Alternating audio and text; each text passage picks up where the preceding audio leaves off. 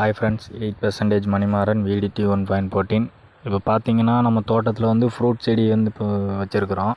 அதுக்கு பார்த்தீங்கன்னா பூ வருது, அப்புறம் அப்படியே பூ உதிர்ந்துருது. அப்புறம் அந்த மாதுளம்பழம்லாம் பார்த்தீங்கன்னா ஒரு மாதிரி வண்டனக்கா வந்து அந்த பிஞ்சிலேயே இந்த காயெல்லாம் கடித்து ஒன்றுமே பெருசாக நமக்கு கிடைக்க மாட்டேங்குது.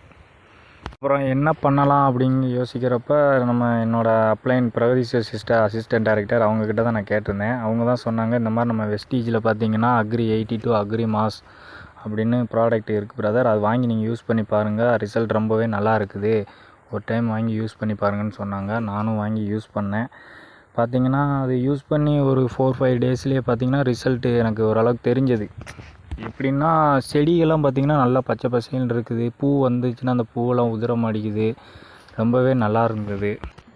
அப்புறமா அந்த சப்போட்டா பழம்லாம் பார்த்திங்கன்னா காயே போடாது, ஒரு காய் 2 காய் தான் போடும். அதையும் பார்த்திங்கன்னா அப்படியே கீழே விழுந்துடும். இது பார்த்திங்கன்னா நல்லா கொத்து கொத்தாக போடுது சப்போட்டா பழம். அப்புறம் கொய்யா பழம்லாம் பார்த்திங்கன்னா நல்லா வருது. இந்த ப்ராடக்ட் வந்து யூஸ் பண்ணுறது வந்து அதுக்கு அளவு வந்து கரெக்டாக இருக்கணும். Agri 82 10 ml, agri mass 20 ml.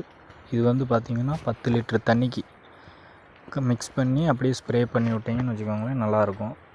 10 litre தண்ணிக்கு இந்த அளவு தான் கொடுக்கணும். இதை விட அதிகமாக கொடுத்தீங்கன்னா கொடுக்கக்கூடாது. இந்த அளவு கொடுத்தீங்கன்னா கரெக்டாக